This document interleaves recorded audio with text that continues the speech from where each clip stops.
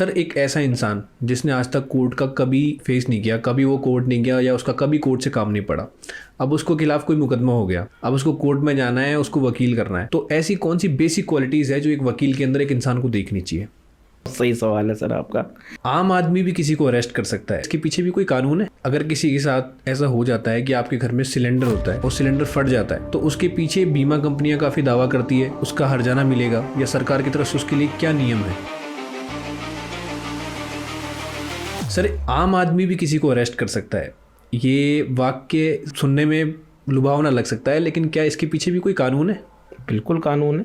CrPC section 43 इस तरीके की आपको इजाज़त देता है, इस तरीके की शक्तियाँ आपको देता है कि अगर आपकी उपस्थिति में कोई संगीन अपराध हुआ है तो आपको ये पावर है, उस सीमा तक आपको शक्तियाँ मिलती है जो जिस सीमा तक एक पुलिस अधिकारी को शक्तियाँ हैं। लेकिन गिरफ्तारी के संबंध में अगर आपकी उपस्थिति में या आपकी नॉलेज में कोई ऐसा ऑफेंस हुआ है तो आप ऐसे व्यक्ति को गिरफ्तार करके संबंधित पुलिस थाने में ले जा सकते हैं, और आपकी गिरफ्तारी के पश्चात उसे लगता है कि इस तरीके का ऑफेंस में ये अंतर्वलित है, ऑफेंस इसने कमिट किया है, तो वो पुनः उस व्यक्ति को गिरफ्तार करेगा।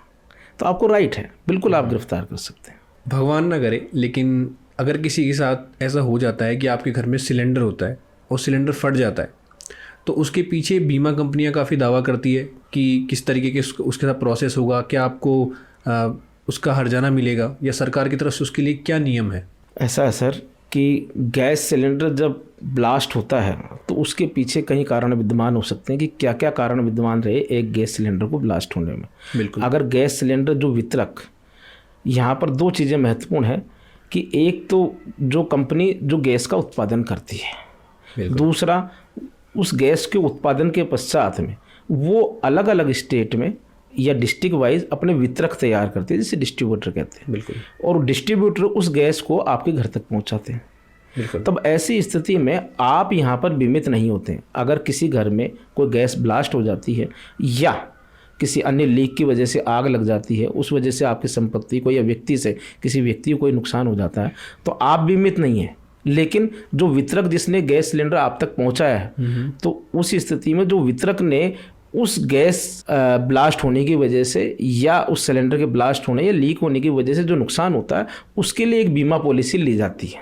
अच्छा। तो वो बीमा पॉलिसी जो भी उस गैस को यूज करने के पश्चात में उसके लीक की वजह से या अन्य किसी कारण से जो भी क्षति पहुंचती है, उसके समस्त दायित्वों की जिम्मेदारी उस बीमा कंपनी ने ली हुई होती है। बिल्कुल। तब ऐसी स्थिति में हर आम आदमी को ये जानना जरूरी है कि अगर किसी भी तरीके से गैस का उपयोग लेते हुए अगर जनहानि होती है, जनहानि का मतलब किसी भी व्यक्ति को कोई हानि, जनहानि का मतलब मृत्यु हो सकती है। बिल्कुल। या और किसी भी तरीके से उसके शरीर को कोई क्षतिकारित हो सकती है, इवन अगर उसकी संपत्ति को भी लॉस होता है, तो आप इसकी कंप्लेंट सबसे पहले जो संबंधित पुलिस थाना अधिकारी है उसको देवें।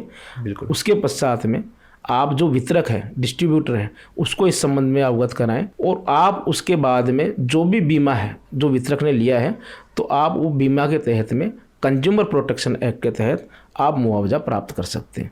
मुआवजा कितना देना है, अगर आपको संपत्ति की क्षति है या व्यक्ति से क्षति है या किसी व्यक्ति को कोई हानि पहुंची है, तो उसके मुआवजे का जो निर्धारण है वो उस क्षति के आकलन के अनुसार न्यायालय को करना है। बिल्कुल। साथ ही ये भी देखना होता है कि बीमा पॉलिसी कौन सी ली गई है, उसकी प्रीमियम की क्या स्थिति, काफ़ी जो भी इन तथ्यों का जो निर्धारण है वो न्यायालय में दौरान ट्रायल होगा। लेकिन आपको उसकी जो क्षति हुई है वो क्षति का मुआवजा मिलने का आपका राइट है, आपका अधिकार है। सर एक ऐसा इंसान जिसने आज तक कोर्ट का कभी फेस नहीं किया, कभी वो कोर्ट नहीं गया या उसका कभी कोर्ट से काम नहीं पड़ा, अब उसको खिलाफ कोई मुकदमा हो गया, अब उसको कोर्ट में जाना है, उसको वकील करना है, तो ऐसी कौन सी बेसिक क्वालिटीज़ है जो एक वकील के अंदर एक इंसान को देखनी चाहिए? सही सवाल है सर आपका। होता क्या है कि अगर हम एक आम भाषा में बात करें, जनरली आपके घर पे हो, मेरे घर पे हो, या हम सभी के घर पे हो, जो भी लोग हैं, जनता है, तो किसी को जब एक डॉक्टर तय करना होता है ना सर, तो वो 10 जगह पूछता है, सर आप फलाना फिजिशियन या कोई फिजिशियन को जानते हैं जो अच्छा डॉक्टर है, जो फिजिशियन हो? तो वो बताएंगे हाँ सर है, आप उनसे मिल लीजिए।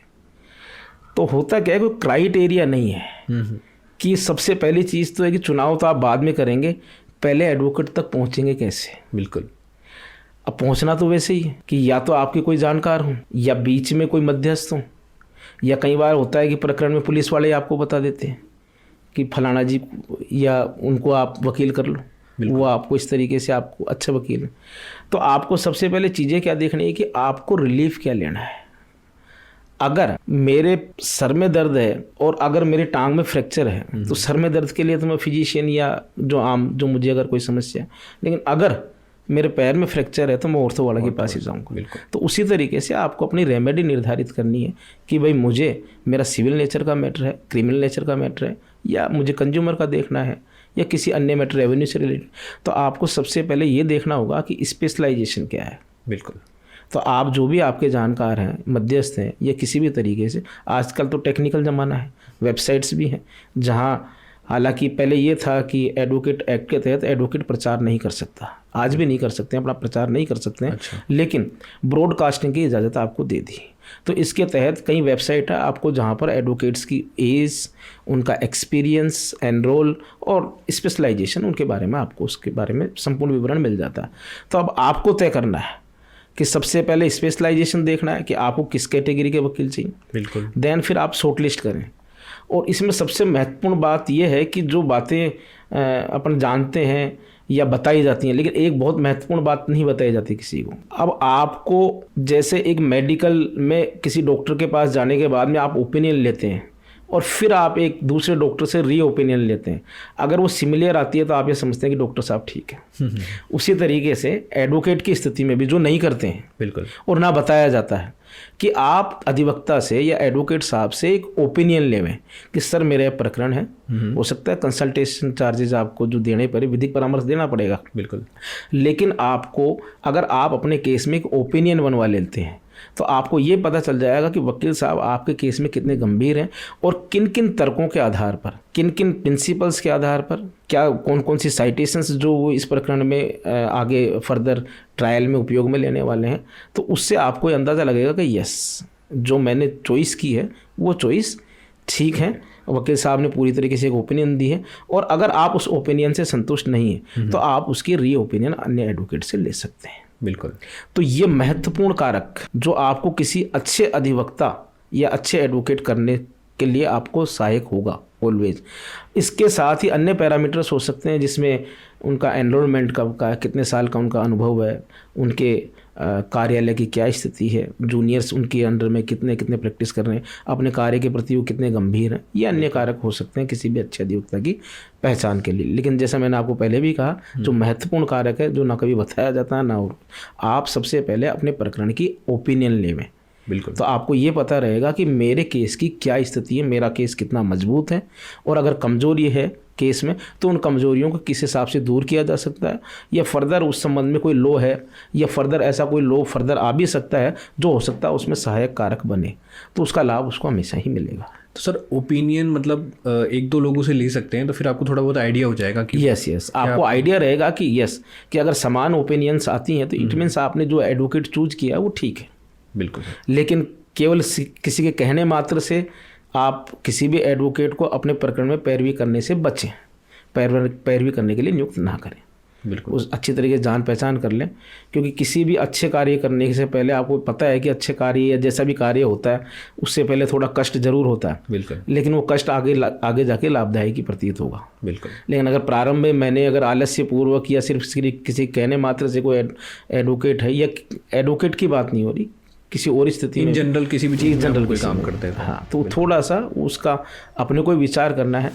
मार्ग निर्देशित किया जा सकता है लेकिन विचार आप ही को करना है। बिल्कुल सर।